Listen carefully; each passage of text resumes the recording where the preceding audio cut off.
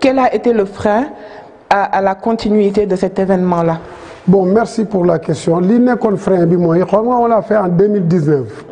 Mais après Covid bi malheureusement dafa ñëw. dafa ñëw waaw. xam nga malheureusement dafa ñëw c'était une activité vraiment boo xam ne waroon nañ di ko def chaque année. Je l'avais fait à l'époque avec la SPT. Mais toute la technicité ñun acteurs yi ñoo ko defoon man même j'étais l'initiateur de ce projet-là. maa ko bind piloté ko ànd ci ak samay nit ak sama équipe. Tout à fait. Vraiment ñu liggéey ci liggéey bu doy waar. C'était aussi pour valoriser les métiers du tourisme. Parce que tourisme quand même il faut nit ñi xam ne ñi ciy liggéey c'est pas des apprentis. C'est des gens yoo xam ne d'abord ils ont été à l'école. Ils maîtrisent la langue française parce que tourisme c'est un brassage culturel. Boo nekkee dans un endroit où tu vends des services, tu fais un commerce parce que le tourisme quand même est un secteur à haute portée commerciale. Tout à fait. Tey booy jaay ay services nit ñi dañ fay ñëw mais ku nekk ñëpp xam nañ ne la langue française il faut que ñu maîtriser ko fii au Sénégal.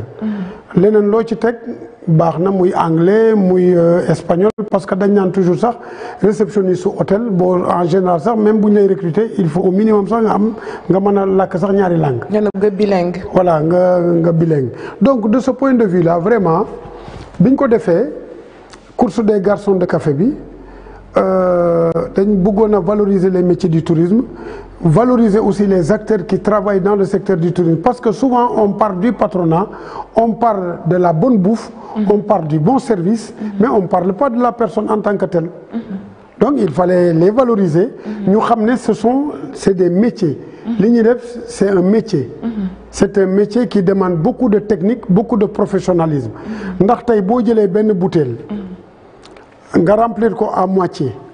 jël benn kaasu ndox remplir ko à moitié jël benn périmètre Dakar wër ko ñëwaat te tuuroo ci dara xam ne loolu ça il faut le faire d'abord métier la boo xamante ne dafa laajte beaucoup de conditions c'est un métier de sport c'est un métier bi nga xamante ne li muy engorger li muy dajale dafa bari d'abord di nga def sport am na technique.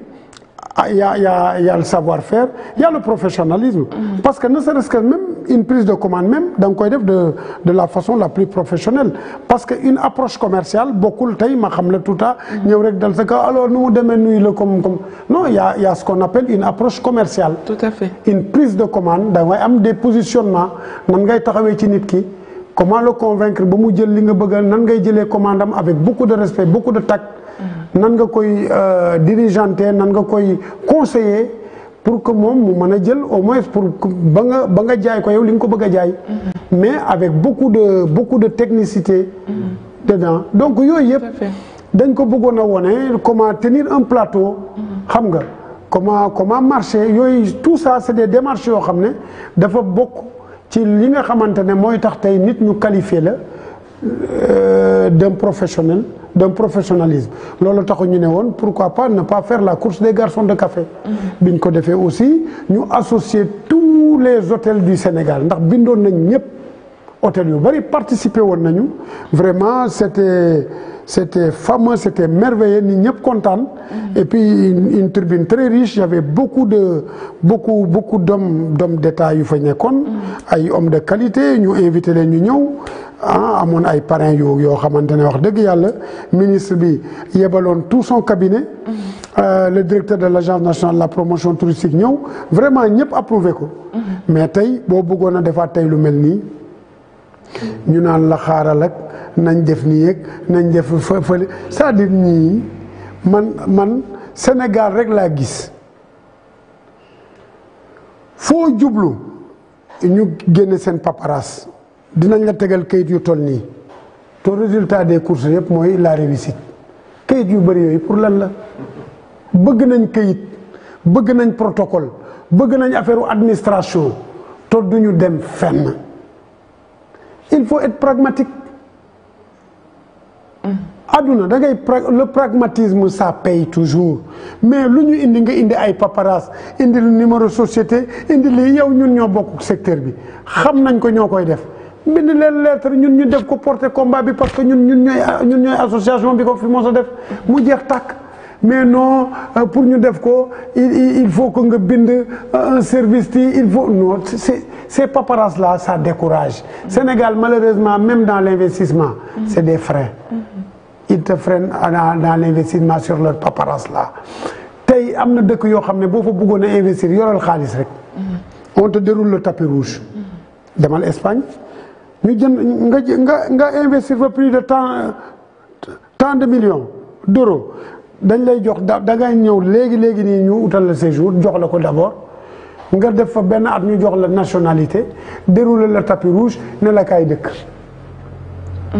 Sénégal fii lu ne ñu laaj la ko ci këyit. donc vraiment question bi nga ma posé daf maa neex parce que c'était une réussite totale. tout le monde réclame encore ça. mais ñi nga xamante ne état Sénégal rek lay gis. ñun nommé ministre muy xaar acteurs yi bind ko lettre pour mu recevoir leen ñuy photo wu mel ni Mickey oui ministre bi photo. Béranger yaa ngi tooñ. non xam nga. Béranger waaw mais may ma rek ñu waxtaan. xam nga man damaa ñëw rek pour ñu éclaircir les choses. gis nga ma wax la leen. un ministre qui veut réussir. waaw. n'attend pas qu'on l'écrit c'est le ministre qui va vers les acteurs. gis nga Thierno Lo xam nga lan moo taxoon il avait réussi dans le ministère du tourisme. c'est Thierno Lo qui partait vers les acteurs. tu sais que Thierno Lo daawul toog. moo fi organisé woon le salon du Tika la dafa def boum. toj réew mi fan la mën a amaatee. boobu léegi amaatut. xam-xam bi mu am dans le secteur privé. c'est pour ça man ma mën a déggoog moom. parce que du seen morom. non très franchement c'est pas parce que damay wax ci moom wala je suis là non. man xam nga ku ma xam. xamee ma sama franc parler. tout à fait ku ma xam nag laa wax de. neexaluma benn doomi aadama Mame Mbaye Niang faisait partie des ministres du tourisme aussi ñi nga xamante ne defuñu fi dara. ndax moom il faisait que faire de la politique. Malheureusement. c'est ça la vérité. tout à fait mais Thierno Lo bi mu ñëwee Thierno daawul toog Sénégal uti partenaire xool naka la ñuy def dem au fond du pays voyager à l'intérieur du pays. moo ñu njëkk a dalal moo njëkk a approuvé effort mii tey ngeen toog tey jii di wax. projeté ko en grande truc woo xoolal écran bu mag woo ay tout son cabinet ñu ñëw toog. mu ne leen jàppale leen ñi ànd leen ak ñiy liggéey. tout à fait. je vous jure ba mu jógee tourisme ba léegi gisuma benn ministre du tourisme boo xamante ne tey moo ko fi sut tànk wala def na fi loo xam ne moom defu ko. waxuma ne liggéey yu ne mais li mu fi def bi mu fi jógee ba léegi na. résultat yu ñu toll. mais Ablaye Wade a dit il l'a dit à qui veut l'entendre le ministre Thierno Lo m'a convaincu sur le tourisme j'y croyais pas au tourisme. Le deuxième mamelle économique de notre pays mu ne gëmu ko woon.